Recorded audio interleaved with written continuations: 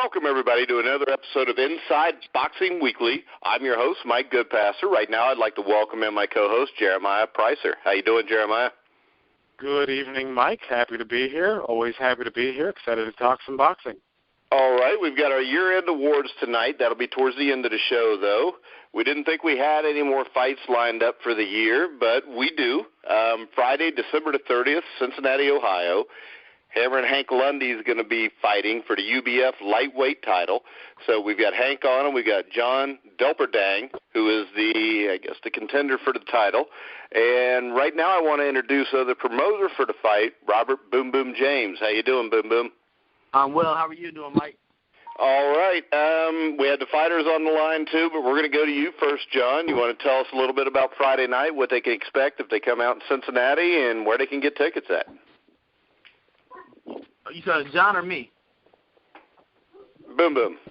Yeah, well, right now we've got a huge fight coming up here in Cincinnati, something that Cincinnati hasn't really seen before. We're fighting for the UBF world title coming up, the lightweight title. And we have Hammer and Hank-Lundy will be fighting for the junior, there was a 135 lightweight world title against John Bang Bang Delperdang.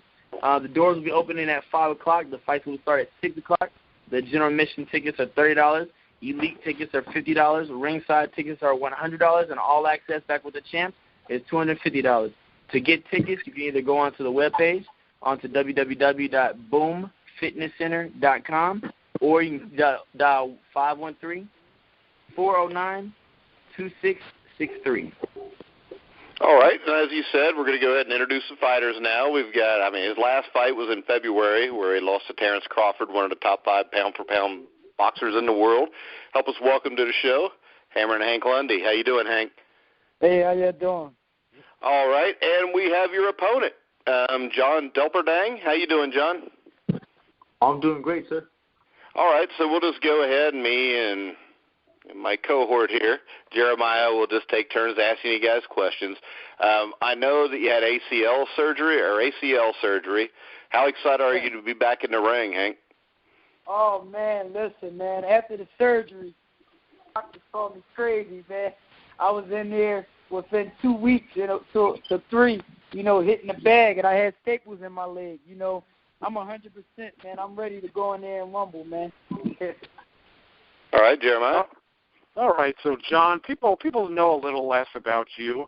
So can you give us a little background information on yourself, and namely how you got into boxing?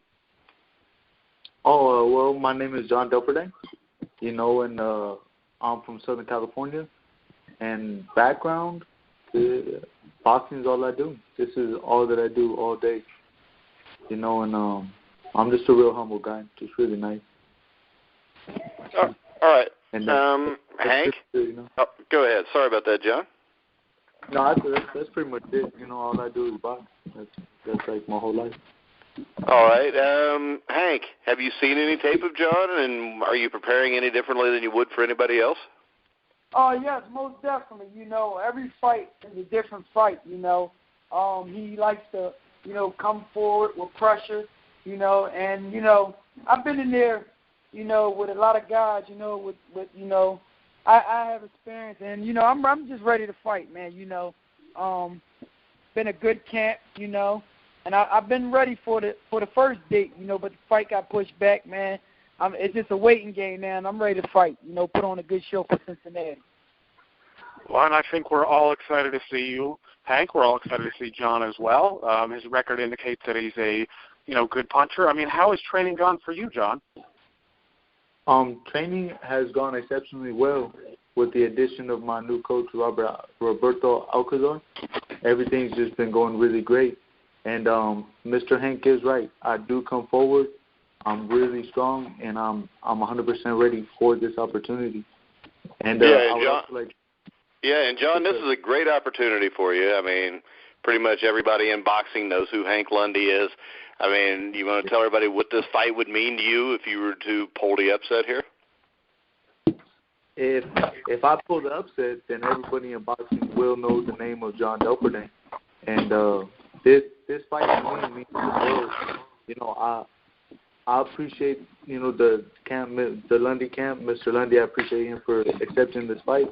because this is a really great opportunity. After this fight, everybody will know the name of John Delperdang. Yeah, I like his confidence. Well, I mean, again, granted you win, we'll know that. But, since we all do know Hank, you've made it quite clear that your intentions are to be in contention at 135. If you emerge victorious, there are a number of titleists out there. Is there anybody in particular you would want to fight? Oh, man, y'all know me, man. Listen, whoever has a world title, that's who I'm going after. I displayed my talent, with one of the best in the world, and I gave him trouble. I gave him hell.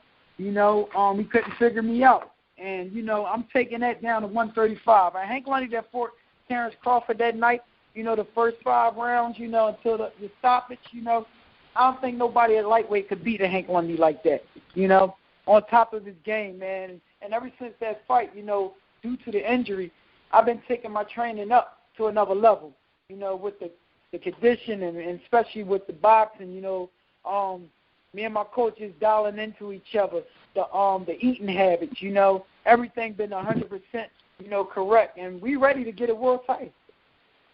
All right, so Hank, you fought guys like John Molina, Ray Beltran, Victor Postol, who you fought really tough. You beat David Diaz, a guy we've had on the show a couple times, who was former lightweight champion of the world. Is there any chance that you're going to overlook a John Delperdang? No, not that. No. One thing about it, man, I got this saying that, at the end of the day, he's a man at the end of the day. And any man and any fighter could change one fight for one punch. I'm not looking over nobody. Actually, I've been training even harder, because I know a guy like, Delperdang, what he's going to do, he's going to come in there and try to get the upset. So he's going to leave everything in that ring. A guy like this, you can't, overstep or overlook him because you might get upset. I trained for this fight like this is my last fight.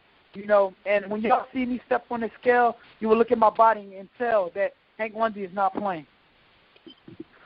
All right, John. So he seems pretty aware that you're taking this seriously as well. And, again, we all know this is a big opportunity for you. Are you prepared to go to war if you have to? I'm prepared fully for a 12-round war, sir. I'm fully all right, so before we wrap this up, John, do you have any predictions on the fight? No, I don't have no predictions. I'm not that guy that's going to make a prediction. But I know that it will be a war because Mr. Hank-Lundy, he is a true warrior. And all right, Hank, any predictions? Oh, man, listen, man. All I'm going to say is hammer time. We were waiting to get back in the ring, and, Hank-Lundy going to do what Hank-Lundy did, And then, it's ready for war. Friday can't come no sooner, man. I'm ready to go. All right, now, Boom Boom, you're the promoter of this fight. Now, the history of boxing in Cincinnati from Ezzard Charles, Aaron the Hawk Pryor, I think this is a great thing for the city to get some boxing back into here. I know Broner's had a couple fights. What's your plans with your promotion, your Boom Boom Promotions? Do you have plans for future fights after this? Yeah, well, with Boom Promotion, we actually already have another bout actually scheduled for February 24th, to where that's going to be another televised fight that's really going to put on for Cincinnati in a good way, to where you did mention people like, Adrian Broner has done some awesome things as far as the boxing industry for Cincinnati, and we're going to continue in those footsteps. And you talk about the history with Ezzard Charles and whatnot. Cincinnati was actually the home of the first gloved boxing match. And so, we have a lot of rich, culture here. Actually, Rasheed Warren from Cincinnati just won his world titles. Robert Easter, he trains here in Cincinnati as well. He just won the IBF title. So we got some really awesome uprising stars here in Cincinnati. And come Friday, we got another world title right here. And whoever pulls that out and becomes victorious, we'll definitely like to see that here in Cincinnati. It's something we don't often get the treat of having. It's not like a Vegas or New York to where we get to often see that. So I'm really excited about Boom Promotions being the one to be the vessel to bring that in. And, I want to actually give a little testimony real quick about how, this wasn't quite received the way I thought it would have been, amongst my Cincinnati people, to where, trying to do something positive and unto God, it's been a struggle for me to, remain humble and to, try to get this off the ground. And I thought, everybody would see a young man trying to do something positive and kind of swarm behind it. And, there's definitely been some opposition, and that's when God really has me to kick in a high gear. I guess that's the fighter in me to really step in a high gear and really continue to press on for Boom Promotions so that people like Hank-Lundy and John Delperdang can have this opportunity to put their life online and give you guys an awesome show and do what, they've been training their whole lives to do, is to win a world title. And, they really do sacrifice so much, not only in the ring but in their lifestyles, to where having to, be a clean eater, a clean drinker, and just live a lifestyle that allows them to be on that stage. And so I appreciate both these men dedicating their lives to the sport of boxing so that we can bring the fans what they want. And I appreciate Cincinnati coming out, and Kentucky, and Dayton, and Indiana, and I appreciate everybody coming out from the tri-state and from states, the surrounding states, and I appreciate them coming out to see an amazing fight. I know these two are really going to put on a fireworks type of show, and I appreciate the opportunity to be a young promoter, to be the vessel to bring that back to Cincinnati. So I'm definitely honored to have that privilege. All right, Jeremiah, you got any final questions for anybody? No, I'm just excited to see that both of these guys have been respectful, and it seems like they're working and breathing, living and breathing boxing. It sounds like it's going to be a hell of a time, and I wish you both the best. Thank you, sir. All right, and boom, one more time, you want to give everybody particulars of where they can get tickets? Yeah, one more time, you can go online to www.boomfitnesscenter.com. Again, that's boom, BOOM, fitnesscenter.com, or also call 513-409-2663. Again, the general admission tickets are only $30. Elite tickets, which are row 4 through 6, are $50. Ringside seats, which is 1 through 3, will be $100. And to be backstage with all the champs, all access will be $250.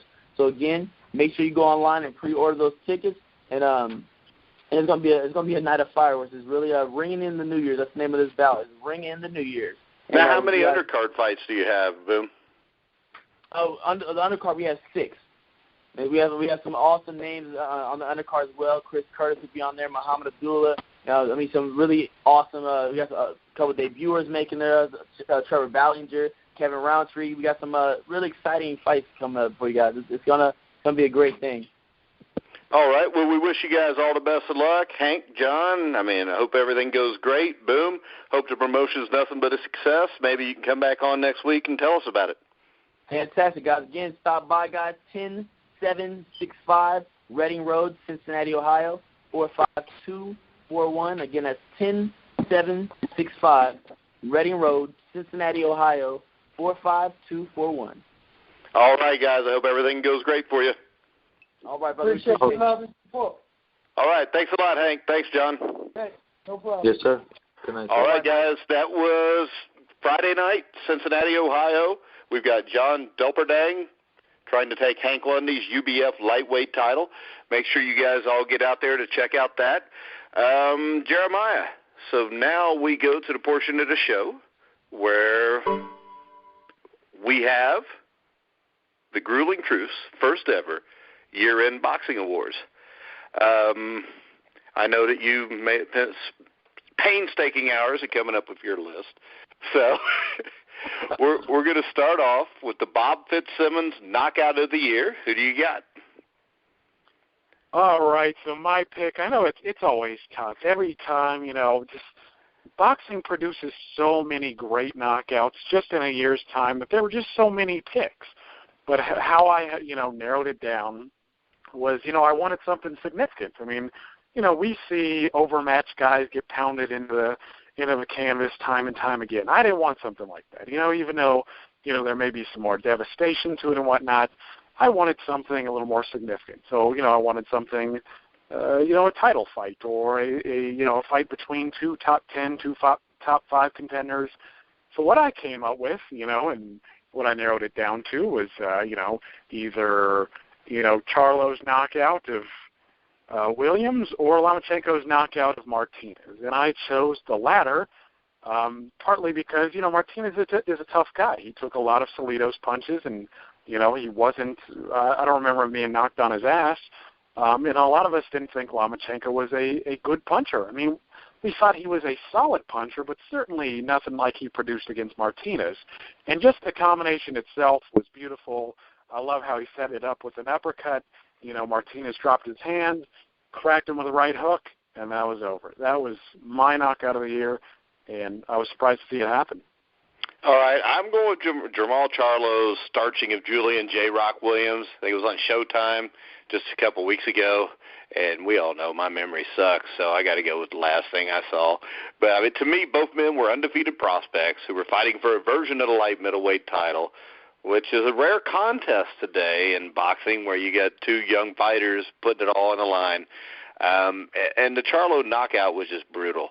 And, the first thing I thought as you watch Williams crash face first to the canvas was that Charlo had started to ascend to stardom, the stardom that people have been saying he could do, which I doubted, and I think you did too, just from our preview of the fight.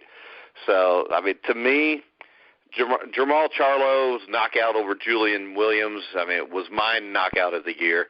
And I think it was up there for you too. So I don't think we're too far away here. And I think we agree with almost everything the rest of the night. So the next Grueling Truth Boxing Award is the Zale Graziano Fight of the Year, which is a fight that I think we both went with, which was for Francisco Vargas versus Orlando Salido. Ended up being a draw. But the one thing about this fight, it was a fight to me that even though it was a draw, usually you see a draw, everybody's upset, everybody's pissed off because it was a draw. With this fight, to me, nobody was upset. I think people were happy even after the draw because that's probably the way the fight deserved to end. Yeah, it was certainly close. There was certainly a lot of back and forth. These two guys gave their all, and Salido's a guy who's been doing it for a long time. And as we see with Vargas, he looks like a Salido-type fighter, with his recent performances against Mira and against Salido. I thought it was a wonderful fight. I love seeing these kind of back and forths in the division. The 130-pound division has all sorts of these matchups that can be made.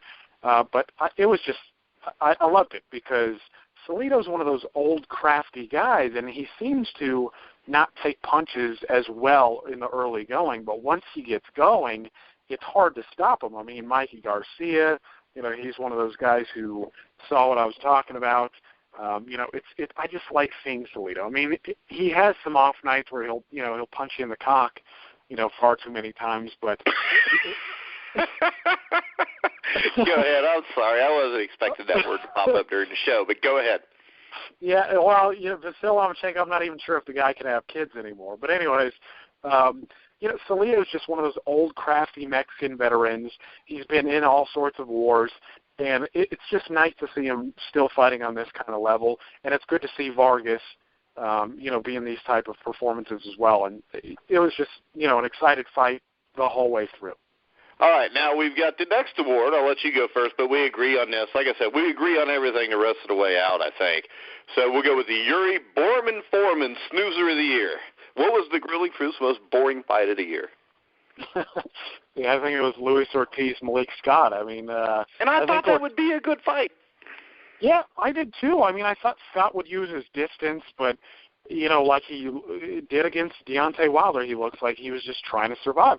Even Luis Ortiz realized that was a crap fight because he set up a fight just a few months later trying to redeem himself against some guy who was like 9-1 or something. It was just... Scott, I think Scott's a naturally talented fellow, but mentally I just don't think he has it, and it wasn't good for any of us. And it actually exposed Ortiz a little bit, but I'll never be replaying that one again. Well, I was going to talk about it too, but if I do, I might freaking doze off, so we'll let that go. The next award, the Grueling Truth's Fearless Harry Greb Fighter of the Year Award, which I'll go ahead and start. I think we've got the same guy here, too, and that would be Carl Frampton. How many times does an elite fighter fight a Scott Quigg and a Leo Santa Cruz all in the same year? He's a foreign fighter, fights on Showtime twice. They weren't just critical wins, but both were also barn burners, great fights. I think he established himself as one of the top boxers in the world then. You agree with me on Frampton? I do. I think Frampton is excellent. He's a guy that I've liked for, a number of years now. But like you said, I mean, for me, it was kind of tough to distinguish Carl Frampton's caliber of opposition against, Lomachenko's. I thought Lomachenko's was close, even though Andre Ward got the win over Kovalev, so, it still counts, and then his win over Barrera, so I thought he was a contender as well.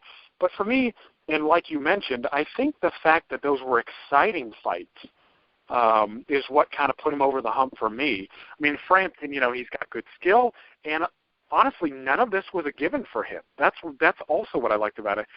Frampton wasn't a big favorite in any of these fights. I don't even know if he was a favorite in the Santa Cruz fight. No, I don't think he was.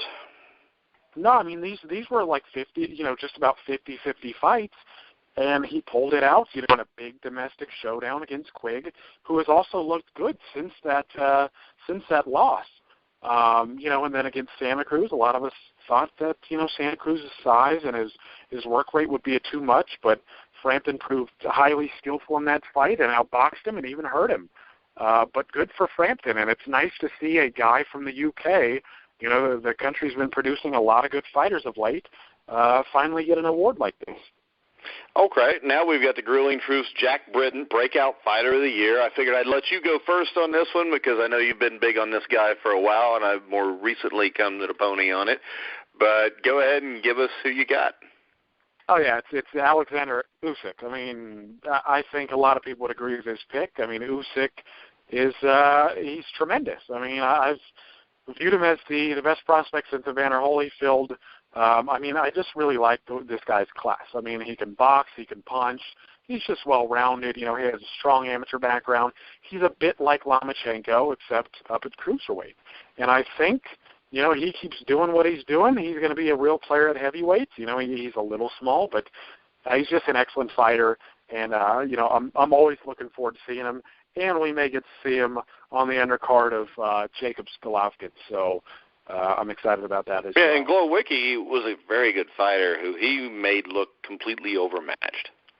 Yeah, I mean, Glowacki, he clearly beat Cunningham.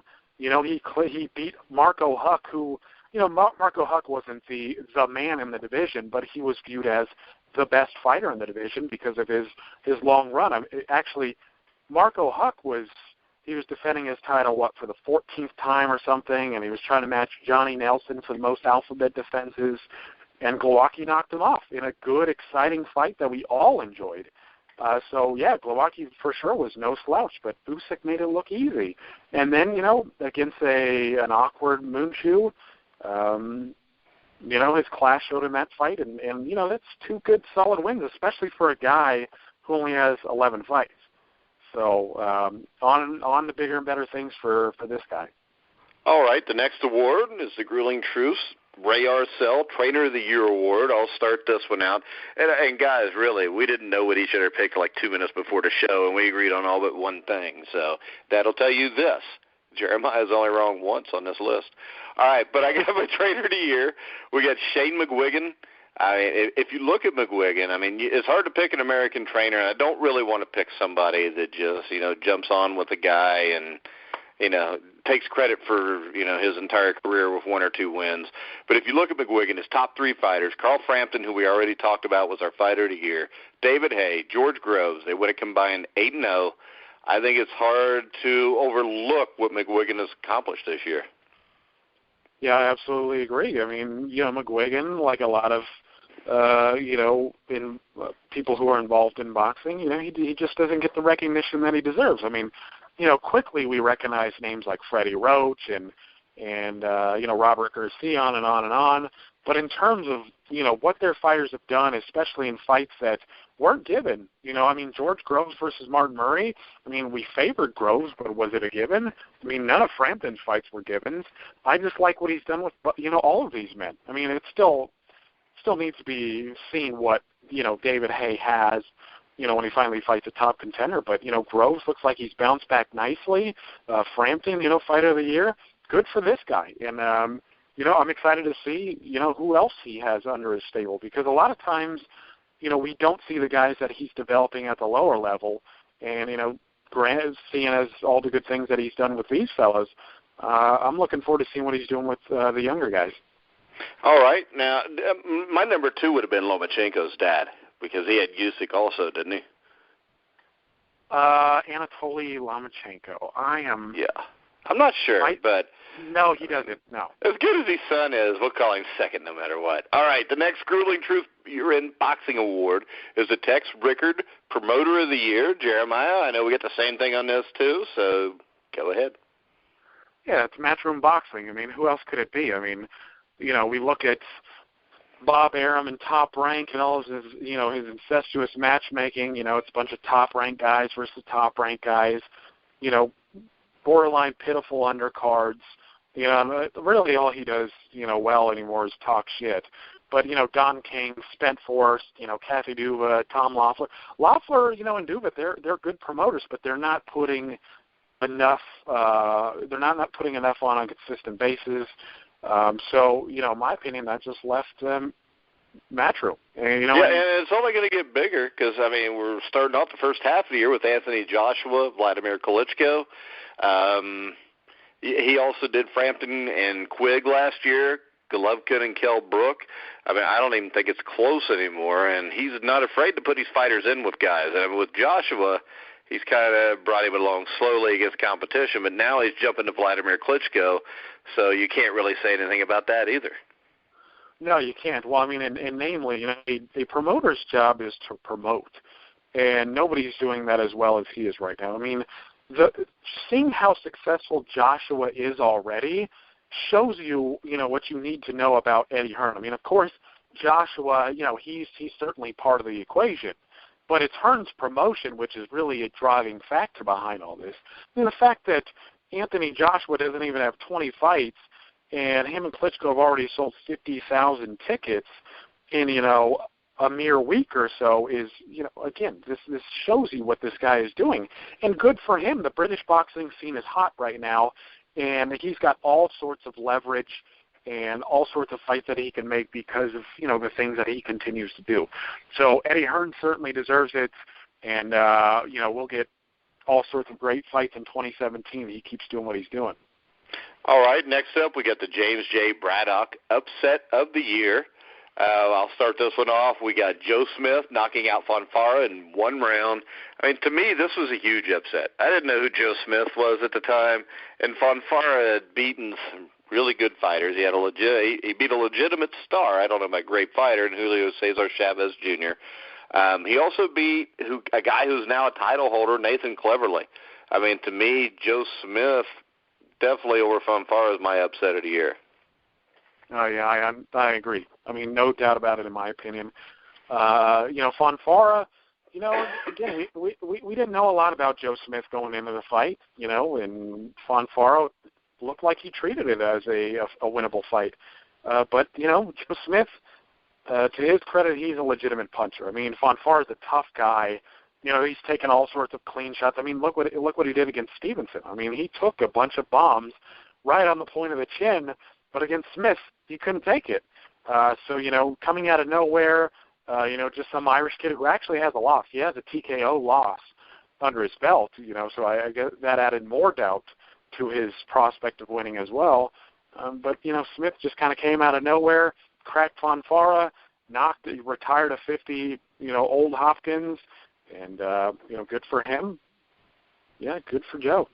All right, so we got what I think is your favorite award, probably, the Laszlo Pop Prospect of the Year. Who you got? All right, I got Alexander Gvozdyk, or I'm not exactly sure how to pronounce his name. A lot of these Easterners, it's a little tough. But I know a lot of people, especially Americans, are going to disagree here. They're like, oh, what about Errol Spence? He beats Leonard Boondu and Chris Algieri in emphatic fashion. That's all good and well, in my opinion. Errol Spence really looked good in his 2 wins.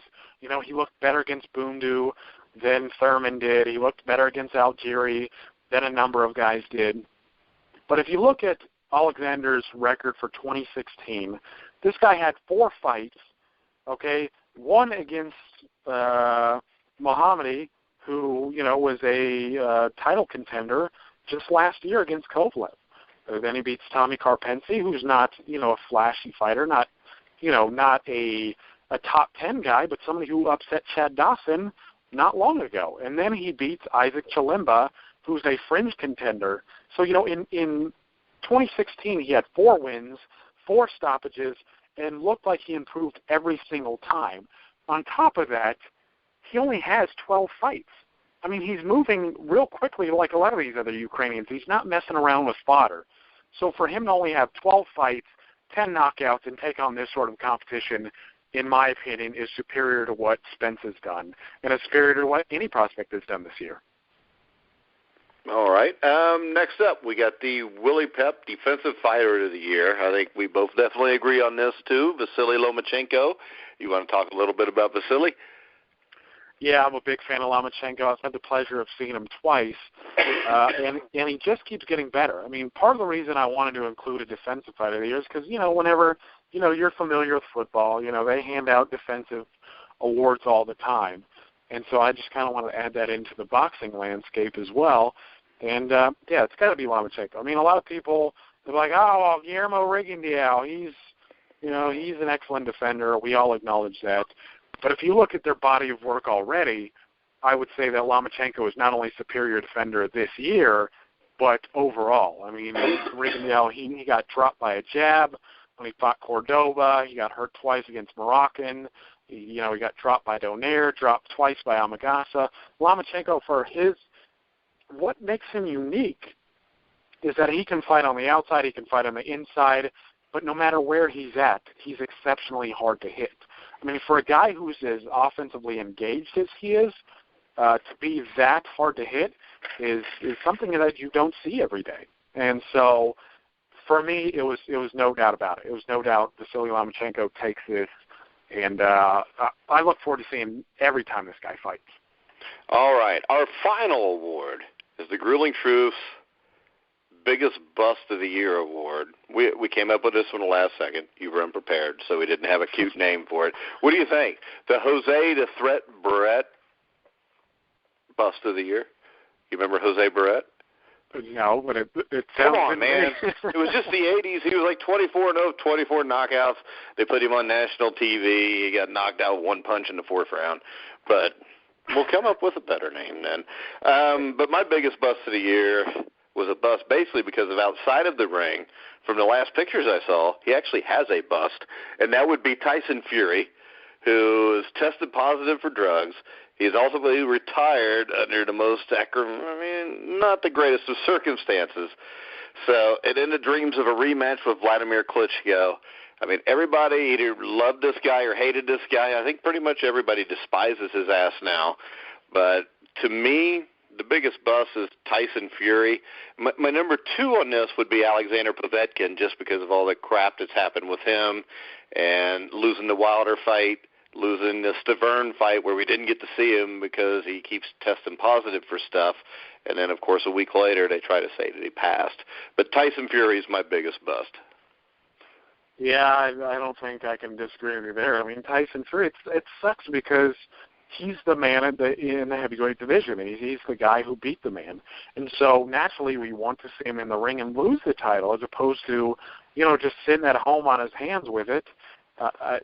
I don't know what he's doing. I mean, not only the character flaws that we've seen, but I mean, if you look at this guy's social media, like Twitter, for instance, he's always talking shit about boxing too. Like, I'm glad I don't fight. I'm glad I don't do this. Boxing sucks. Like, we don't want to hear that from the heavyweight champion. The heavyweight champion of the world. There are very few titles in sports history that have that ring that heavyweight champion does. And it's just unfortunate that he hasn't gotten out there defending it. I don't know. He said recently, I don't know how much attention we want to pay to this, but he said very recently that he's going to, make 2017 count, make it worth it, yada, yada, yada. I don't know. We'll see, but we can only hope. Yeah, and I wouldn't, put too much into him anyway. So any final words for the year? Any final words for the year? Yeah, there's like 7 title fights in Japan coming up this weekend, but mostly I just want to thank you for bringing me on, Mike. It's been a pleasure. It's been since April, so not quite a year. I'm working on that, folks. But, I've enjoyed my time here. Again, thank you for bringing me on, and I look forward to doing another year. Yeah, and it's been great. I want to thank everybody that's listened in this year. I mean, our Inside Boxing Weekly show, I think for the year we've had over 175,000 listens, which is phenomenal, more than we ever could have hoped for.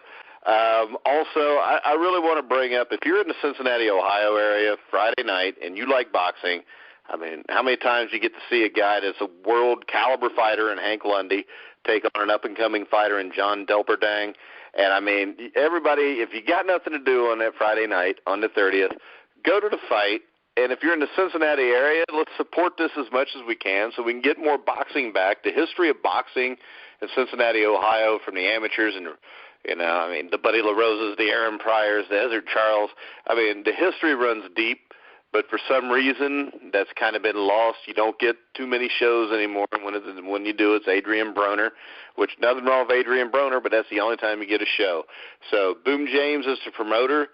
Make sure if you're in the Cincinnati area and you love boxing, you go support this card so we can help Boom bring even more boxing in the future to the Cincinnati area. I believe that's all I have, too. Make sure you check out The Grueling Truth, thegruelingtruth.net. Check out our main sponsor, Gridiron Mo, at www.gridironmo.com. So I think we're done for the year. We will be back next week to start a new year and hopefully have another interesting or two guests for you. This week, you get the Final Four college football coming up. We will have a College Football Weekly Pick'em show with myself, Brian Schmidt, Oz Davis, our special guest this week, representing Alabama, played on the 78-79 national championship teams for Bear Bryant, offensive lineman Bill Searcy, and representing Washington, my friend from Cincinnati, Ohio, played for the Cincinnati Bengals, played for the Washington Huskies when they beat Oklahoma in the 1985 Orange Bowl, Joe Kelly. So make sure you check out our preview for that. Our NFL Pick'em show with former Bronco Mark Cooper will be tomorrow night as always. We'll pick the last week of the season, talk about everything that may possibly happen in the playoffs. So once again, I want to thank Hammer and Hank-Lundy. I want to thank John Delperdang. I want to thank Boom Boom James, Jeremiah Preisser. I always want to thank you, Jeremiah. I thank you every time I call into this show. Is that what you call it? All right, guys. Check us out next week. Make sure you check us out on thegruelingtruth.net. We got all kind of boxing articles. Our interviews this year have included guys like Tim Witherspoon, Donnie Lalonde, David Diaz, of course, now Hank-Lundy, and a bunch of others. Kermit Cintron, who hopefully will have a big fight. We'll have him back soon also. So for Jeremiah Preisser, I'm Mike Goodpaster. You've been listening to The Grueling Truth, where the legends speak.